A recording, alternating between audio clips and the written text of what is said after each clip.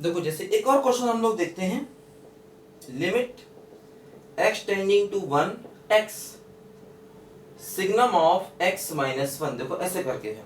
देखो मैंने आपको बताया होगा एस जी एन एक्स, जिसको सिग्नम फंक्शन भी कहते हैं, सिग्नम फंक्शन भी कहते हैं। ये होता है mod x upon x, x not equal to 0 and 0 होता है x इक्वल टू 0 के बराबर, है ना। इसको हम लोग सिग्नम फंक्शन कहते हैं। ठीक, ये सिग्नम फंक्शन या एसजीएन फंक्शन की डेफिनेशन होती है, ध्यान दो। देखो ये मैंने बताया होगा आपको फंक्शन में, देखो फंक्शन सब वही चल रहे हैं, बस लिमिट आ गया। तो अगर फंक्शन का बेसिक नॉलेज है तो हम सब कुछ कर सकते हैं। तो फंक्शन को फिर से एक बार रिवाइज करो अगर आप भूल गए हो तो। देखो जैसे x नॉट इक्वल टू 0 है तो x ग्रेटर देन 0 हुआ, नॉट इक्वल टू 0 का मतलब 0 नहीं है। अब अगर 0 नहीं है इसका मतलब 0 से ज्यादा हो सकता है, 0 से कम भी हो सकता है। तो अगर हम 0 से ज्यादा लेंगे तो मॉड x की वैल्यू x हो जाएगी, तो x बाई x क्या हो जाएगा 1। अगर हम 0 से कम लेंगे तो मॉड x की वैल्यू माइनस x हो जाएगी और रिजल्ट क्या हो जाएगा बोलो -1। अगर हम 0 के बराबर लेंगे तो देखो वैल्यू 0 के बराबर ही हो जाएगी, ध्यान दो, है ना। तो इसका मतलब देखो ये हुआ कि ये हमारा SGN फंक्शन आ गया, SGNX।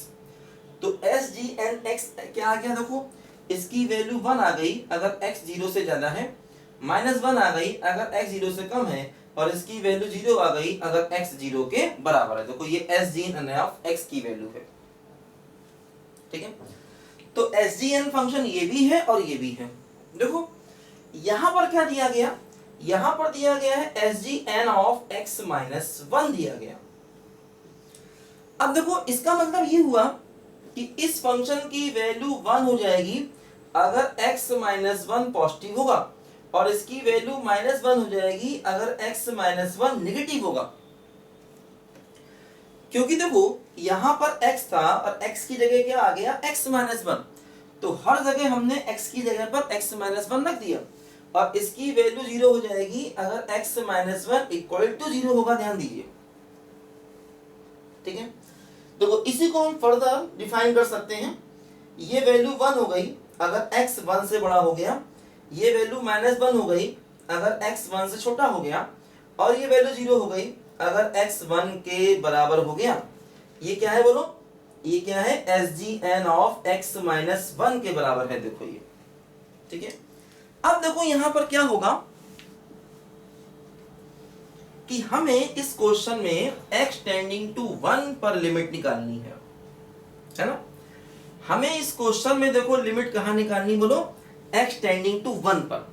इसका मतलब देखो ये हुआ अगर हम 1 पर राइट हैंड लिमिट निकालें, राइट हैंड लिमिट, तो देखो क्या होगा, राइट हैंड लिमिट का मतलब ये हुआ कि अब हम ग्रेटर देन 1 की बात कर रहे हैं, और ग्रेटर देन 1 पर इसकी वैल्यू 1 हो जाएगी, है ना। SGN फंक्शन, SGN फंक्शन देखो ग्रेटर देन 1 पर इसकी वैल्यू 1 हो जाएगी, तो इधर हम देखो यहां पर 1 लिख देंगे इसको, ठीक है। अब ये हो जाएगा 1, तो 1 पर लिमिट निकालोगे तो आंसर 1 हो जाएगा, है ना। ये हमारा देखो आ गया है राइट हैंड लिमिट का आंसर। अगर हम इसी में लेफ्ट हैंड लिमिट निकालेंगे तो देखो लेफ्ट हैंड लिमिट हो जाएगा x टेंडिंग टू 1 माइनस, और x इंटू क्या हो जाएगा, देखो ये हो जाएगा SGN ऑफ x माइनस 1। अब देखो अगर हम लेस देन 1 पर लिमिट SGN की वैल्यू निकालेंगे तो -1 हो जाएगी, देखो ध्यान दो। तो हो गया x टेंडिंग टू 1 माइनस, और इसको -1 रखेंगे तो ये -x आ जाएगा, है ना। SGN फंक्शन की वैल्यू -1 लेंगे क्योंकि 1 पर लेफ्ट हैंड लिमिट चाहिए, तो 1 के पीछे जाना पड़ेगा हमको, ठीक है। देखो अब क्या होगा, जैसे यहां पर x है और x टेंडिंग टू 1 पर राइट हैंड लिमिट निकालना है, तब भी हमने x को 1 ही रखा था। देखो यहां पर -x है, 1 पर लेफ्ट हैंड लिमिट निकालना है, तब भी x को 1 ही रखेंगे, तो ये आंसर आ जाएगा -1, ध्यान दीजिए, ठीक है।